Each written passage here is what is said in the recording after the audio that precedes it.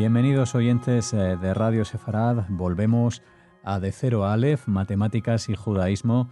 Después de estos días de descanso, estaban esperando muchos seguidores seguramente de esta ciencia a Amelia Muñoz García, que está de nuevo con nosotros en Radio Sefarad. Hola. Buenas tardes.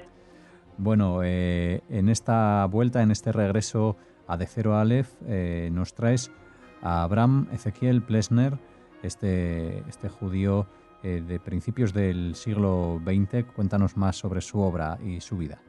Pues Abraham Plesner vive entre 1900 y 1961 y por cuestiones diversas acaba trabajando en la Universidad de Moscú. Entonces, él va a ayudar a introducir el análisis funcional en la Escuela Moscovita de Matemáticas. Se considera, de hecho, el padre de esta rama de las matemáticas en Rusia, y en Rusia va a tener bastante trascendencia. Entonces, el hecho de que él estudiara en Berlín, en Göttingen, en Alemania en general, y acabara trasladándose a Moscú, influyó considerablemente en el currículum de la universidad y del Instituto de Matemáticas. Abraham nace en 1900 en el seno de una familia de comerciantes judíos en Łódź, que hoy día es Polonia, pero que en su momento formaba parte del Imperio ruso. Abraham tuvo la mala suerte de que sus años escolares transcurren en un periodo de guerra y de malestar social, podríamos decir, constante. Por ejemplo, en 1905 hubo una revolución rusa, ¿no? Una de estas, podríamos decir, situaciones bélicas en el territorio, que da lugar a violentos disturbios en la ciudad en la que él vive. En 1914 estalla la Primera Guerra Mundial y los alemanes invaden la ciudad. Y bueno, esto tendrá un efecto secundario en Abraham, que será, digamos, levemente positivo, ya que en 1916 se hace obligatoria la enseñanza en alemán en vez de ruso, que es lo que venía pasando hasta entonces, lo que permite a Plesner aprender un idioma que le resultará útil en un futuro que no va a ser para él muy lejano. Para 1918 acaba la guerra, Polonia se independiza, aunque fuera brevemente, y Abraham tiene la oportunidad de irse a estudiar a la Universidad de Gießen en Alemania. Me llama la atención porque Łódź era una de las ciudades más importantes de Polonia, la segunda en población, había tenido una industria textil fortísima, de hecho sus padres tenían una fábrica textil. Había visto un aumento de población espectacular, seguido de una pérdida igualmente masiva. El aumento es por el crecimiento industrial, el crecimiento del tejido industrial, y la disminución es por la Primera Guerra Mundial.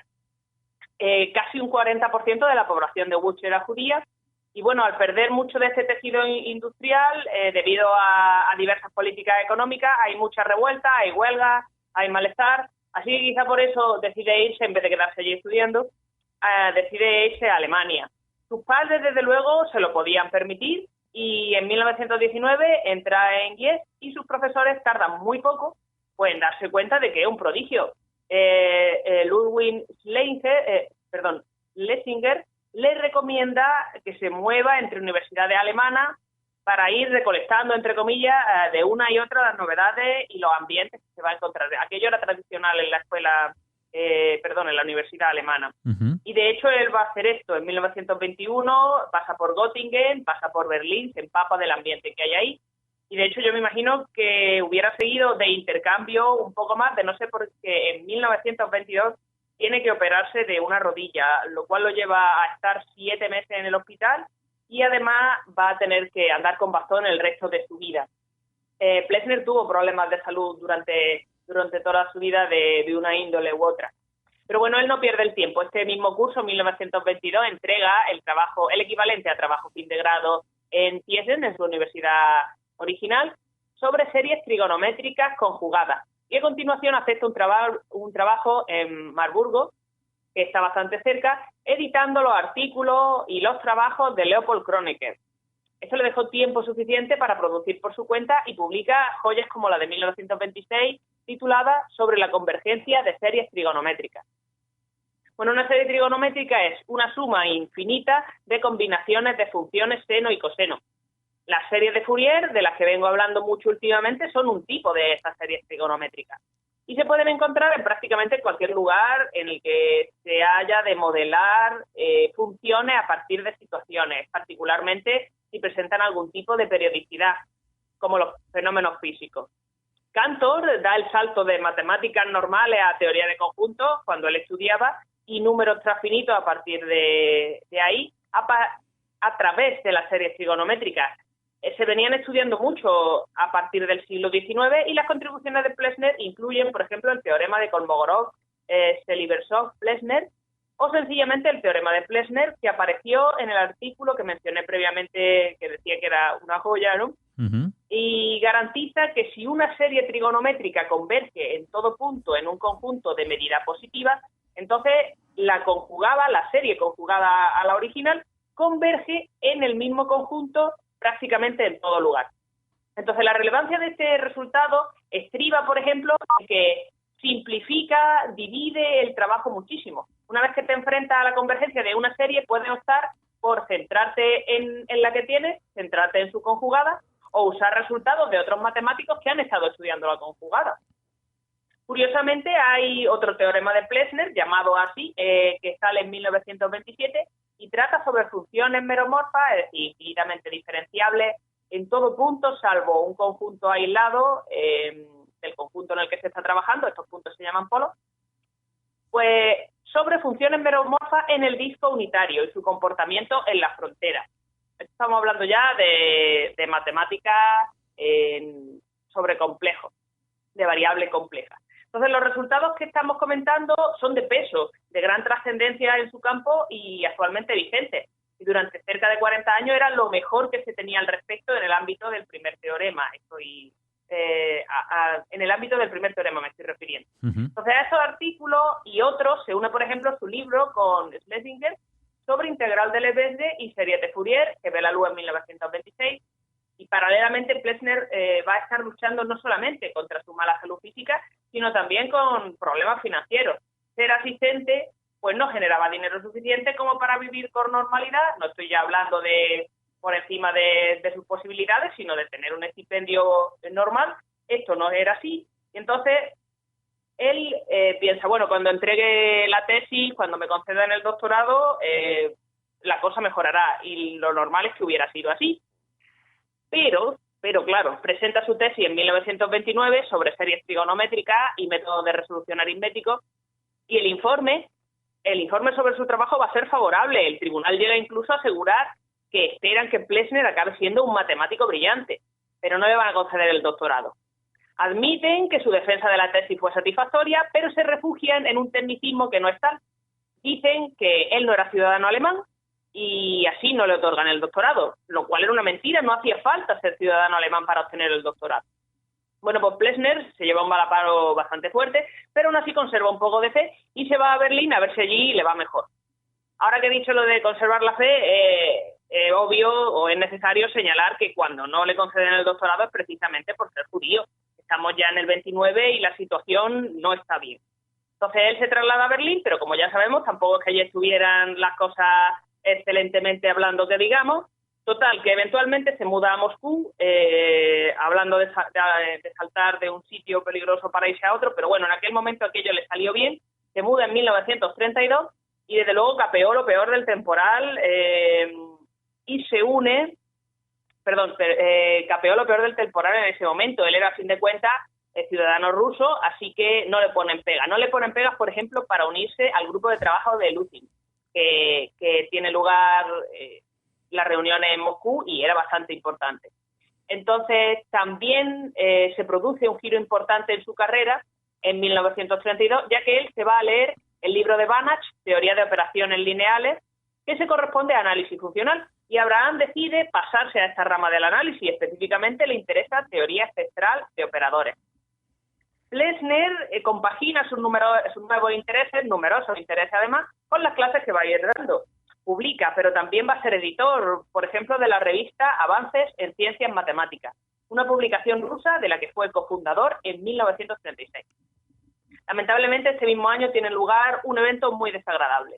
Lusin, que hasta cierto punto había sido su mentor, uno de los matemáticos que acoge a Abraham cuando él llega, sufre una campaña de acoso por parte del Partido Comunista, que que lo acusa de ser antisoviético por publicar pues artículos en revistas extranjeras. Siguiéndole la oreja al lobo, Plessner, que venía publicando solamente en revistas rusas, pero él publicaba en alemán, pues va a decidir cambiar el idioma en el que publica y se pasa al ruso. Y bueno, conoce por su época, lo conoce el ruso por su época en el instituto, pero no era su lengua predilecta. Él había estado estudiando en alemán, los libros más punteros, podríamos decir, estaban en alemán, ya que la escuela alemana era hasta esa época la más trascendente. Pero bueno, es un cambio que merece la pena y probablemente le sirvió pues para ganar puntos políticos. No porque él tuviera particularmente interés en ello, sino porque capea el temporal, ¿no?, que podría haberle venido por lo menos en ese momento. Y posiblemente ayudó a que le concedieran su muy merecida plaza de profesor en la Universidad de Moscú y en el Instituto de Matemáticas Shklov en 1939. Matemáticamente hablando, este tipo de triquiñuelas no le hacían falta, pero políticamente hablando sí. ¿Por qué digo yo que matemáticamente hablando no le hacían falta? ¿En qué estaba trabajando durante esta época? Bueno, pues él va a publicar varios artículos sobre operadores, particularmente operadores maximales, y eventualmente reúne sus resultados en una monografía que publica en 1941 titulada Teoría espectral de operadores lineales 1. Un operador lineal es una aplicación entre dos espacios vectoriales, aunque más específicamente suele ir entre espacios de funciones, transformando funciones en otras. Se trabaja con ellos, con los operadores, por ejemplo, en espacios de Banach, en espacios de Hilbert, pero también surgen en muchos otros ambientes fuera de las matemáticas, como por ejemplo en mecánica cuántica, es decir, en física, e incluso cuando se estudia vibración. Bueno, lo que hace Plessner es reunir sus apuntes del curso que da sobre el sobre el tema en 1938 y 1939, reúne también sus resultados de artículos y va a dar las bases de espacios de Hilbert, los inicios de teoría espectral de operadores y construir a partir de ahí en esta monografía, que es prácticamente un libro porque tiene 120 páginas. De hecho, su idea era no solamente introducir nociones y ramas nuevas en la escuela rusa, sino destacar las características de esta nueva rama de las matemáticas para ponerla en vigor, para darle visibilidad. En efecto, fue a él al que se le considera fundador de la Escuela Moscovita de Análisis Funcional, no solamente introduciendo la rama que venimos contando, sino también otras como, por ejemplo, la geometría algebraica. Ajá. El nombre del artículo, que acaba en 1, nos induce a pensar, y de manera correcta, que quedaban textos en esta línea de investigación por venir. Por ejemplo, se sabe que en 1948 inicia un libro con el mismo título, no lo pudo acabar. En resumidas cuentas, porque el antisemitismo del que había huido casi 2 décadas antes lo va a alcanzar en Moscú. En efecto, en 1949 lo expulsan de sus 2 puestos de profesor, el de la Universidad de Moscú y el de Shklov, como parte de la campaña contra los cosmopolitas sin raíces, que recordemos es una campaña antisemita que lleva a cabo Stalin entre 1948 y 1953 y que acaba con el descubrimiento del complot de los médicos. Bueno, pues los cosmopolitas sin raíces se suponía que eran personas poco patrióticas y desleales al régimen, pero en la práctica eran mayoritariamente intelectuales judíos. Como parte de esta campaña, Plessner va a ser despedido en 1949 y lamentablemente va a morir 12 años después, en el 61, sin haber publicado más sobre matemáticas, con algunos problemas económicos y de salud, pero al menos sí que podemos decir que muere en paz, no muere tranquilo, no hay una carrera de acoso contra él más allá de haberlo expulsado de la universidad. Curiosamente, para su 60 cumpleaños, en 1960, se organiza una serie de conferencias y tal en su honor. Parece ser que para entonces a la escuela rusa se le había olvidado que estaban enemistados con él. Y sí que se reconoce su trabajo, si bien no con premios, y el resto de sus colegas dándose cuenta de la importancia de lo que él había conseguido. Y este libro que él empieza en 1948 lo van a acabar un par de compañeros suyos y se va a publicar a título póstumo. Muy bien, pues como siempre, Amelia, gracias por traer a Radio Sefarad la vida de estos matemáticos y matemáticas judíos aquí en De Cero a Aleph. Hoy hablaste de Abraham Ezequiel Plessner como los oyentes que hayan estado pendientes han podido comprobar. Así que gracias y hasta la próxima. Hasta la próxima.